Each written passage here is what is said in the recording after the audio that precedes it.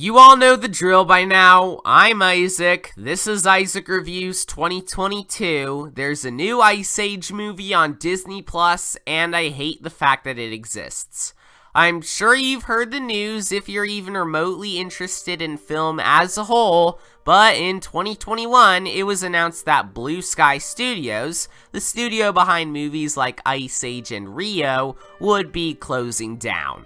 It was a devastating blow for the animation community, as while Blue Sky had some duds here and there, when they got something right, they got it right, and they could make some good stuff when they weren't milking Ice Age bone dry. Additionally, what would have been their next film, Nimona, was 3/4 through production by the time Disney announced they'd be shutting down Blue Sky, with Nimona being 100% cancelled as a result before another studio like Netflix or Sony Pictures Animation could finish it. What's worse is that it would have had some very prominent LGBTQ+ representation, which is very rare for Disney to do outside of their cartoons since they generally enjoy sucking China and Russia's toes. So even if it's sort of understandable why they had to close Blue Sky given current events, what's not understandable is how they're making 2 more Ice Age movies and a 3rd Rio movie for Disney Plus, but they can't do the same thing for Nimona. And then, it finally hit me. Disney only cares about money. The stuff they make could be absolute garbage, but all that matters is if it's profitable. And the Ice Age and Rio films were profitable. They don't care about being different with that kind of stuff, as Spies in Disguise was possibly Blue Sky's most unique film they made, and it was their biggest box office failure and their last film they ever made. And Nimona also would have been different, but Disney smothered it in broad daylight because that sort of stuff doesn't make money, but doing the same thing as what came before does. And while I'm not one for conspiracy theories, that's most likely why the Ice Age Adventures of Buck Wild was able to be completed while Nimona would never see the light of day. And guess what? Even if Blue Sky survived, this still would have sucked. There was absolutely no reason for this to exist given how terrible Collision Course was. And the fact that this still came to fruition even after Blue Sky's closure is just disgraceful. But it's here now, and I just want to say that it's genuinely one of the worst films I've ever seen. I'm not joking, it was that painful. So the story for this movie is that these annoying pieces of crap want to be independent or something, so they sneak off into the Lost World and team up with Buck and some girl character they added because why not, and they have to work together to stop an intelligent dinosaur who sounds exactly like Ken Jeong and his army of raptors. And before anything else, let me just say that this movie is ugly. As bad as the 4th and 5th Ice Ages were, I can at least give them credit that they were well animated. Even if the 5th one went a bit overboard with how zany it was, in addition to having a color palette that consisted of a lot of ugly purples, pinks, and blues, it still looked like it had effort put into it. Here, however, this actually looked unfinished. The textures were horrendous. The lighting is awful, the environments look like they're made out of plastic, and the character animation is extremely stiff, extremely choppy, extremely wooden, extremely jittery, just extremely bad in general. I get that Blue Sky couldn't animate this for obvious reasons, including the fact that they weren't even involved with this before they shut down, but as a reminder, this was fully distributed by Disney themselves. They could clearly make this look good, but for some reason they chose not to, and the end result looks like a PS1 game. But there are even PS1 games that look better than this garbage. And even putting aside the animation, everything else about this movie is abysmal. The story is an incredibly generic adventure movie plot that isn't done any favors by the awful pacing. The humor is either juvenile or simply difficult to tell if it's even trying to be funny in the first place. And as if the characters weren't already tarnished in Collision Course, not only are a lot of them gone out of nowhere here for some reason, but the characters here that we have just aren't all that fun to be around.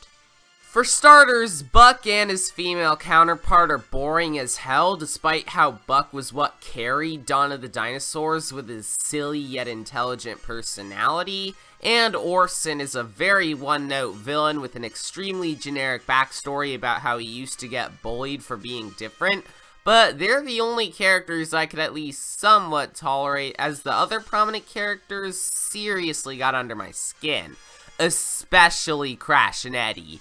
They were bad enough in the other Ice Age movies, but here, they're loathsome and selfish brats throughout the first act, and while they're not as selfish once they get to the Lost World, they're still extremely obnoxious and stupid. Not helping is the fact that the voice acting is just terrible.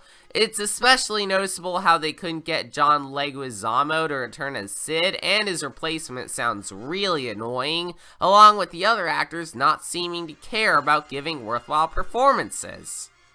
Okay, what else is there for me to talk about? The humor's bad? Nah, I already brought that up while talking about the writing. The score is really boring and doesn't have the same fun-sounding music as what came from David Newman or John Powell.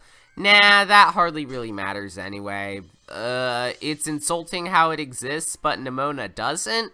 No, I went really in-depth on that. Yeah, the biggest problem with Buck Wild outside of the god-awful animation is that it's boring. I mean, not only is Scrat completely absent, which only adds on to this movie's lack of good jokes, but everything about this is done in such a safe and cookie-cutter way that it doesn't feel like it's trying to give itself a good reason to exist. And considering how Collision Course and Continental Drift felt like they were scraping the bottom of the barrel in terms of what could be done with these characters, this just feels like it's scraping whatever's underneath the barrel by this point. And that's why the Ice Age adventures of Buck Wild failed so hard. There was no reason for it to exist whatsoever, it provided no reason to exist outside of profit, and what ended up existing is a poorly written, poorly animated, poorly acted, poorly done everything piece of nothing. Of course I'd say not to watch this. If we want to show Disney that we're fed up with these stupid movies, the best thing we could do is not watch this crap. And while it's sad that Disney won't be able to finish the Blue Sky projects that would never see the light of day, what's even more sad is that instead of finding a way to make those films a reality, they're sticking to continuing franchises that no one wants to see any more of. And that's why Buck Wild makes me angry in a way not a lot of other movies do, because it's the feature-length equivalent of farting at a funeral. Intentionally.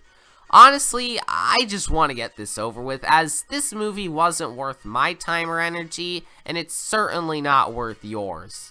All I can say is that it's probably the new worst film I've ever reviewed. Yeah, Dear Evan Hansen was horrible, and the way it talked about mental illness was equivalent to a minstrel show, but at least there were like two things it improved upon from the musical, and I was able to tell that Amy Adams was trying.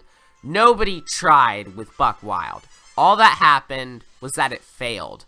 Now, if you excuse me, I'm gonna go hit myself on the head with a bat to induce amnesia so I can forget about this godforsaken movie, but first, let me just get my rating over with. Let's just get this over with.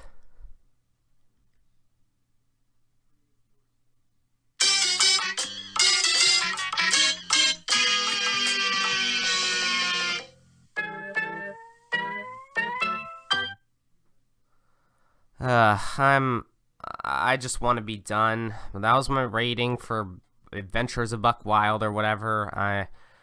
This movie drained me, man. Or woman, or whatever your gender is. But next time I might be reviewing Death on the Nile. I almost called it Death of the Nile, but Death on the Nile might be my next review. I don't know. I mean, it looks kind of cool. But, we'll just have to wait and see. But if I don't watch it, then the actual next review will be Uncharted. I've never played any of the Uncharted games, so, once again, it's just, we'll have to wait and see case scenario. But I just want to be done. Thanks for watching, and yeah, go away.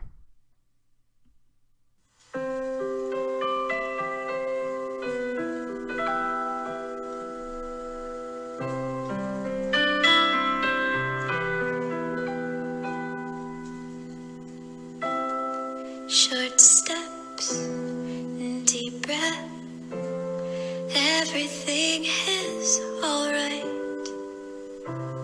Chin up, I can't step into the spotlight.